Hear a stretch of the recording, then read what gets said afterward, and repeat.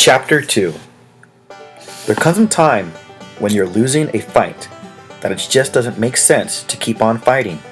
It's not that you're being a quitter. It's just that you've got the sense to know when enough is enough.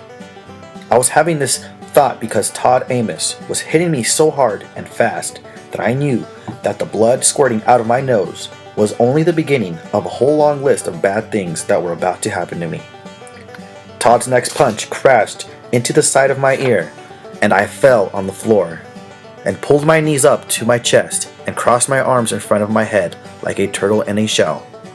I started scooching toward the bed, hoping I could get under it. Todd started kicking me, but his slippers couldn't hurt me near as much as his fist had. The bedroom door opened and his mother, Mrs. Amos, came in.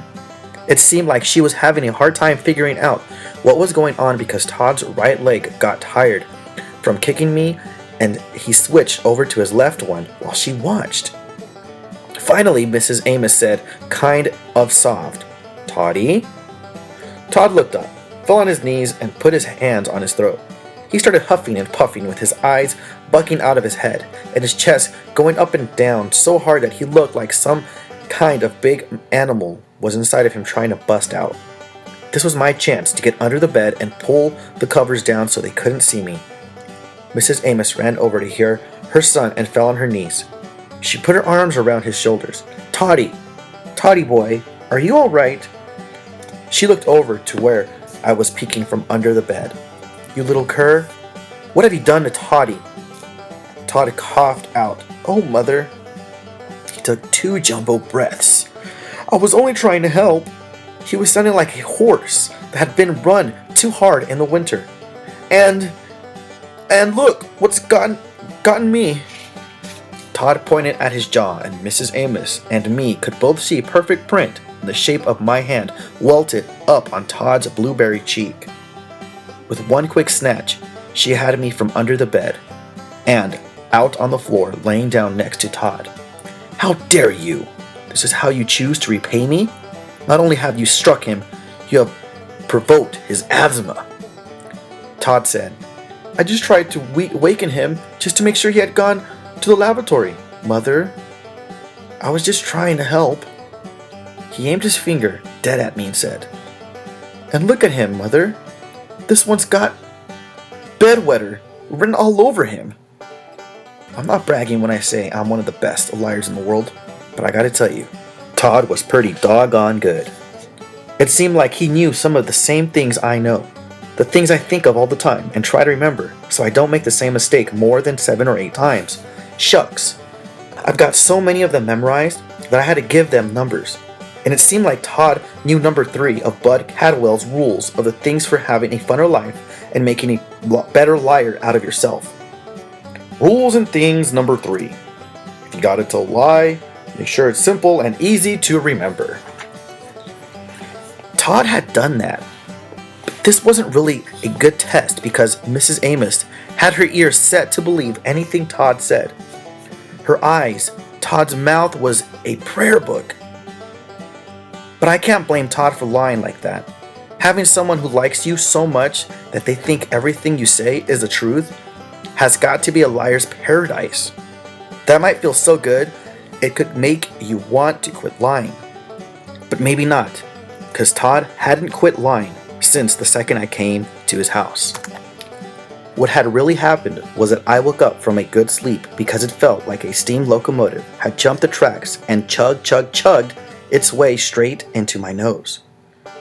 When I jerked up in bed and opened my eyes, Todd was standing next to me with the yellow pencil in his hand.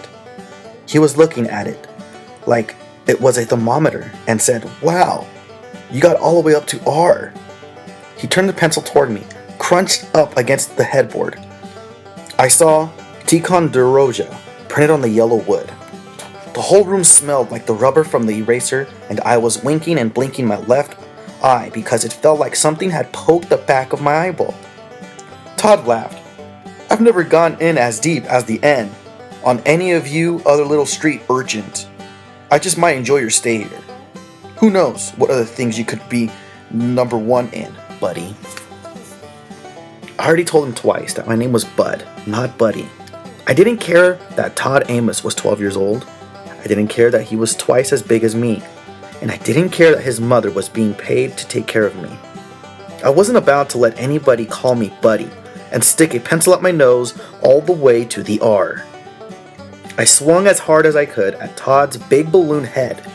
Somewhere between the time I threw my punch and the time it landed, my fist came open when my hand landed and made a pop like a .22 rifle going off. Todd fell on the floor like he'd been cold cocked. He sputtered and muttered and felt the spot where I'd slapped him. Then a big smile came on his face and he stood up and started walking real slow toward where I was on the bed. He untied his robe and dropped it on the floor like he was getting ready to do some hard work. I jumped to the floor and got my fists up. Todd might have been a lot bigger than me, but he'd better be ready. This wasn't going to be a bird's nest sitting on the ground for him. He could kiss my wrists if he thought I was going to let him whip me without a good fight.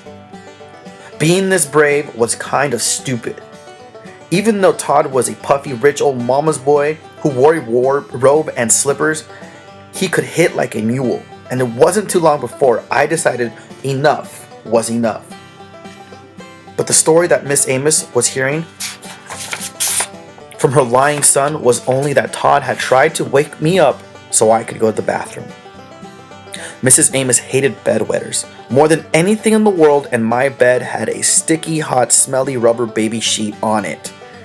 She said it wasn't anything personal, and after I had proved myself for 2 or 3 months, I could get a proper cloth sheet. But until then, she had to protect her mattress. She pulled Todd to his feet and led him to the door. She looked over at me. "You're a beastly little brute, and I will not tolerate even one night with you under my roof. Who knows what you would be capable of while we slept." The door shut behind them, and I heard a key jiggle in the lock. I plugged the right side of my nose and tried real hard to blow the smell of rubber out of the left side. The key jiggled in the lock again. This time, when the door opened, Mr. Amos was standing with Mrs. Amos. He was carrying my suitcase. Uh-oh. They looked inside. I could tell because the twine that held it together was tied in a kind of a knot that I didn't know. This was wrong. They promised they'd keep it safe and not look in it. They laughed at me when I made them promise, but they promised. "Boy," Mrs. Amos said, "I'm not the least bit surprised at your show of ingratitude. Lord knows I have been stung by my own people before, but take a good look at me because I am one person who is totally fed up with you and your ilk. I do not have time to put up with the foolishness of those members of our race who do not want to be uplifted. In the morning, I'll be getting in touch with the home and, much as a bad penny, you shall be returning to them. I am a woman of my word. Though, and you shall not spend one night in my house." She looked at her husband. "Mr. Amos will show you to the shed tonight, and you can come back in tomorrow for breakfast before you go.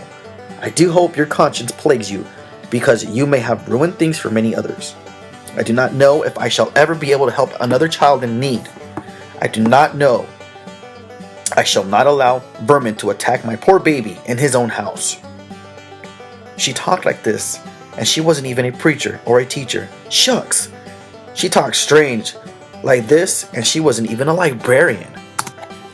I only halfway listened to what Mrs. Amos was saying. I was too busy keeping my eye on my suitcase, wondering if they'd stolen anything from it, and thinking about getting even. When I thought she was done talking, I reached my hand out for my suitcase, but she told Mr. Amos, "Oh no, we shall hold on to his beloved valuables." She laughed. "This shall be our assurance that nothing comes up missing from the house, and that this little animal is still here in the morning. He is far too attached to those treasures to go anywhere without them." Mrs. Amos was one of those grown-ups who could always think of one more thing to say. "And that's not all. Before you retire to the shed, you shall go to Todd and apologize, or I shall be forced to give you the strapping of your life." I'd been so worried about my suitcase that I didn't even notice the thick black razor strap hanging out of Mrs. Amos's hand. She didn't have to worry. I'd apologize. One beating from these Amoses was enough for me. She grabbed my arm. Mr. Amos walked out of the room with my suitcase, and Mrs. Amos pulled me down the hall to Todd's room.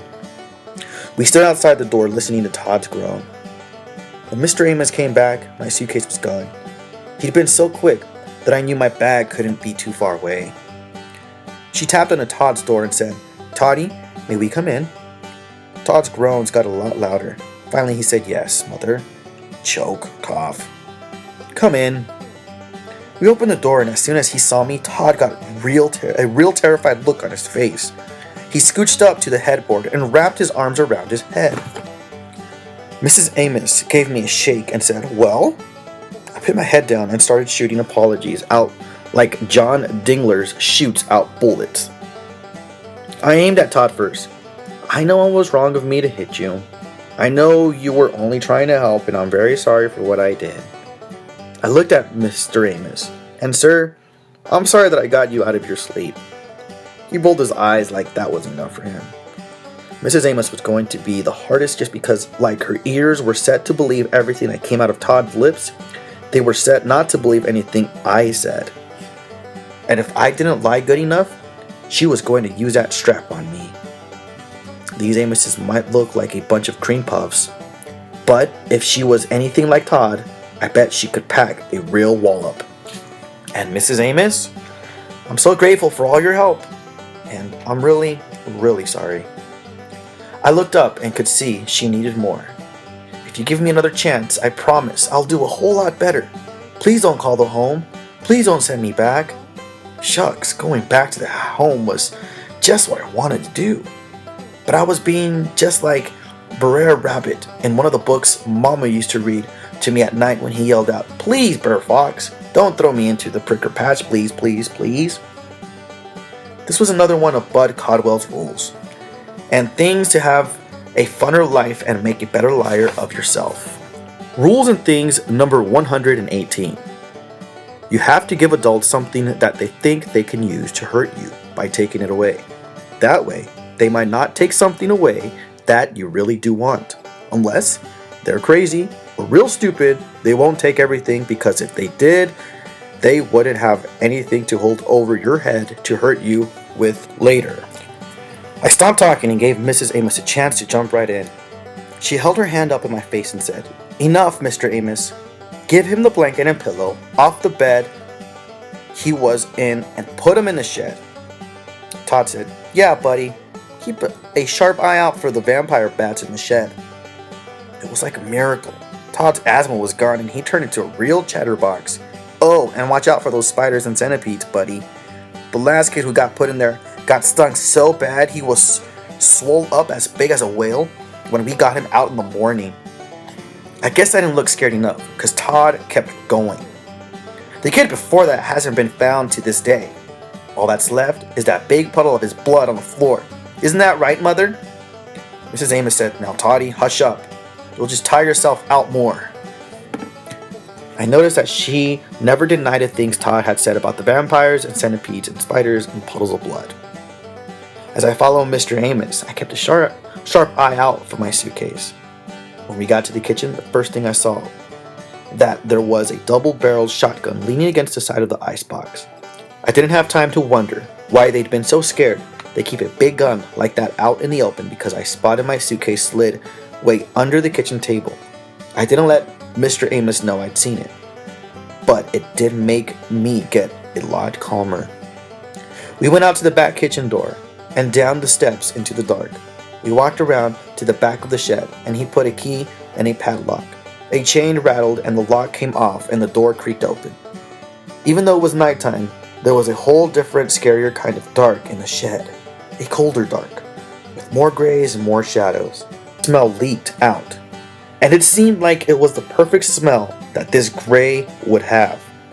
Mr. Amos nudged me, and I took a baby step into the shed. He could kiss my wrist if he thought I was going to beg him and say things like, "I'll do anything, folks. Ask me if you don't look me up in here all alone." I squeezed my tongue between my teeth to hold it still, because I know a lot of times your brain might want to be brave, but your mouth might let some real chicken sounding stuff fall out of it. I stood a little bit inside and looked around. Right under the window was a pile of stacked wood. There were a bunch of dusty spiderwebs in front of the little window, and someone had pasted old yellow newspapers over the glass so the kids who got locked out in here couldn't peek out. Mr. Amos handed me the blanket and pillow and gave me another nudge. I took 2 more baby steps in. I looked down at the floor. If I was like a normal kid, I would have busted out crying. But I just stood there breathing hard. It was a good thing I bit my tongue because I came real close to saying those stupid begging words to Mr. Amos. Right in the middle of the floor, there was a big black stain in the dirt. They really were going to make me sleep in a shed with a patch of blood from that kid who had disappeared out of here a couple weeks ago? The floor went completely black when Mr. Amos pulled the door shut. I couldn't see it now, but I rememorized the exact shape the stain was in. The padlock snapped shut with the loudest click I'd ever heard.